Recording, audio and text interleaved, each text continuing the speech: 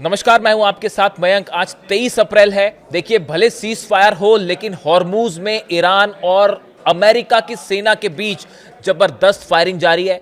जहाजों पर कब्जा किया जा रहा है और हालात ऐसे हैं कि किसी भी पल एक फुल फ्लेजेड वॉर फिर से छिड़ सकता है। लेकिन मैं सीधा मुद्दे पे आना चाहूंगा और मैं कई ऐसी बड़ी खबरें आपके सामने लाना चाह रहा हूं जो पिछले 12 घंटों के अंदर ये डेवलपमेंट्स हुए हैं।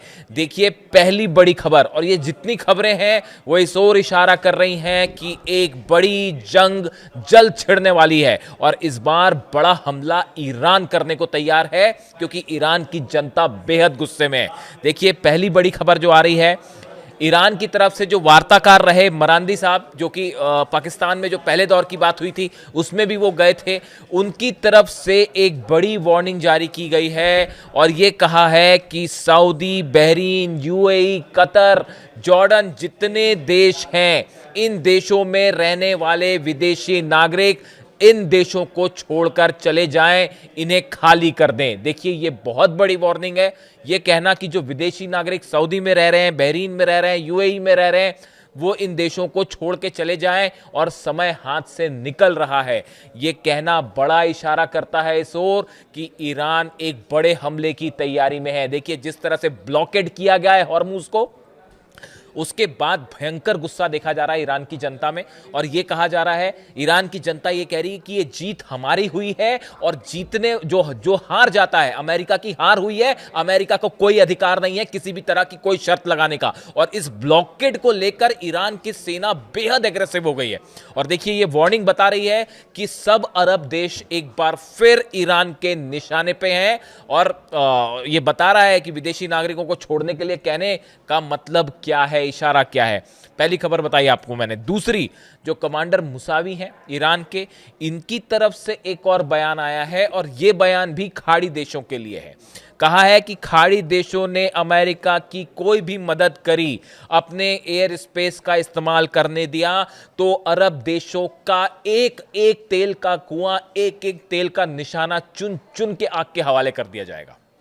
देखिए, किसी भी तरह का अगर हमला होता है ईरान में तो वो इन देशों के एयर स्पेस के बिना नहीं हो सकता। वो हमने 40 दिन में देख लिया।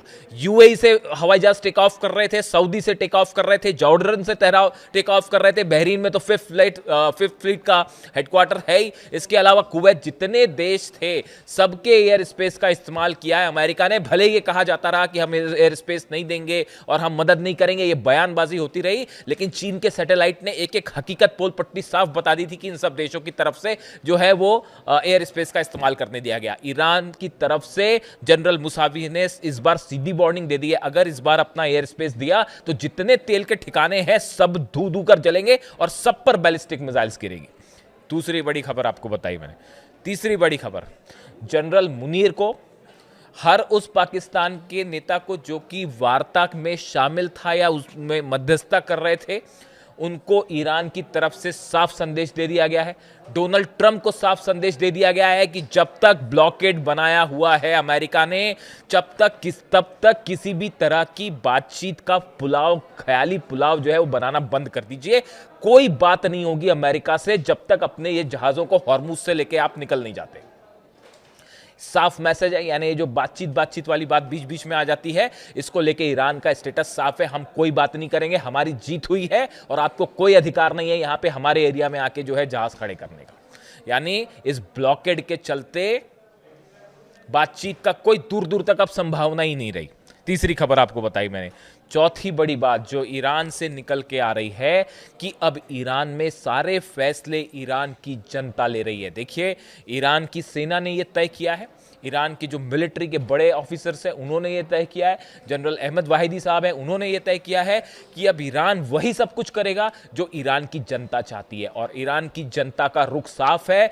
पिछले 2 दिनों से आप ईरान से आने वाली खबरें देखिए, सड़कों पर लाखों करोड़ों लोग उमड़े हुए हैं और हर रात को प्रदर्शन हो रहे हैं, मिसाइल्स निकाल के सब सड़कों पे प्रदर्शन हो रहे हैं। फतह सीरीज की मिसाइल्स, खुर्रम शहर मिसाइल्स, इनकी सड़कों पर इनका मार्च निकाला गया, साथ में लाखों जनता मौजूद है और सब इस बात को लेकर नारे लगा रहे हैं कि अमेरिका से कोई समझौता नहीं होगा, अमेरिका से कोई बातचीत नहीं होगी और अली खामेनी साहब के हत्यारों को सजा दी जाए।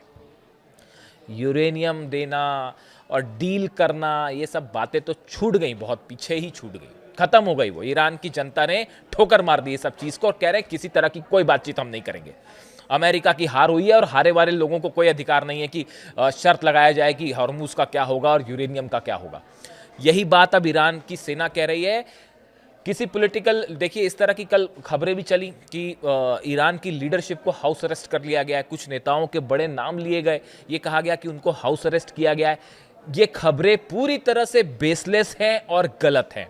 देखिए, जहां जो मेरी समझ कह रही है, मेरे सोर्सेस कह रहे हैं, उसके मुताबिक ईरान की सेना की तरफ से यह कहा गया है कि अब जो भी फैसला होगा, चाहे बातचीत करनी है नहीं करनी है, जंग करनी है नहीं करनी है, ये सब ईरान की जनता के मूड के हिसाब से होगा। जो ईरान की जनता चाहेगी वही ईरान की सेना करेगी।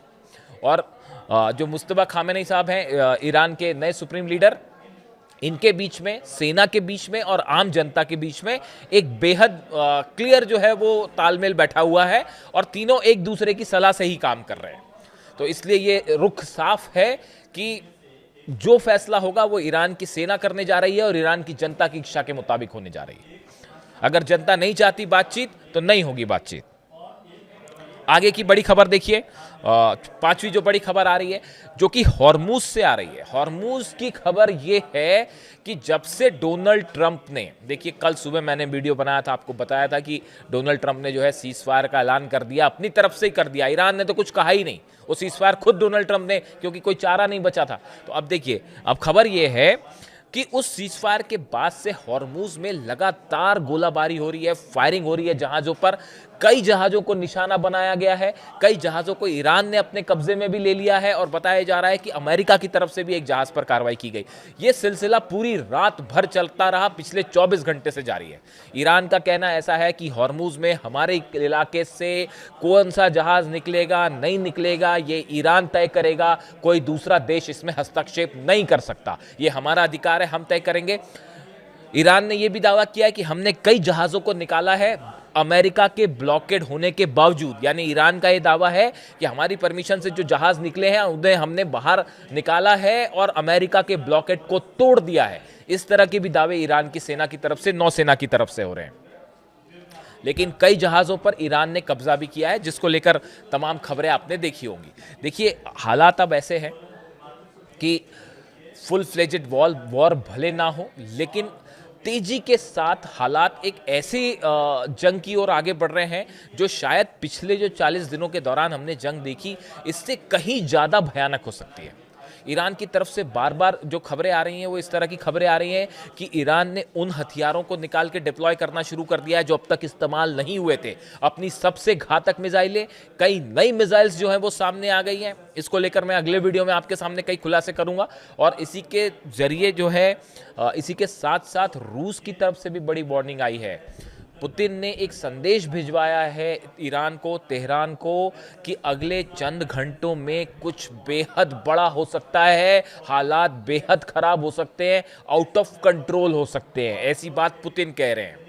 अब देखिए पुतिन ऐसा क्यों कह रहे हैं, उनका इशारा किस तरफ है, इसको थोड़ा एनालिसिस करने की ज़रूरत है। अगले वीडियो में मैं इस पर भी बात करूंगा।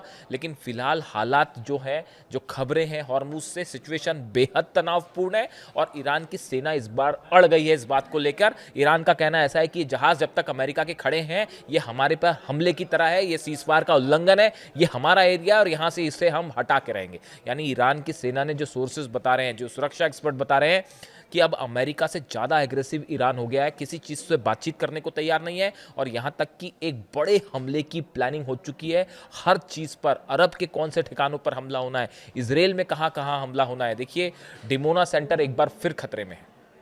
जो सोर्सेस से खबरें आ रही हैं, इजराइल का डिमोना न्यूक्लियर सेंटर फिर बड़े खतरे में है और पिछली बार तो शायद उसके आसपास हमले हुए थे, इस बार डिमोना पर सीधा मिसाइल गिर सकती है। यानी ऐसी तमाम खबरें आ रही हैं जो ये बता रही हैं कि एक बहुत बड़ी जंग की ओर मिडिल ईस्ट आगे बढ़ रहा है। जो भी अपडेट होगा आप तक पहुंचाऊंगा। वीडियो कैसा लगा कमेंट करके ज़रूर बताइए। Thank you so much.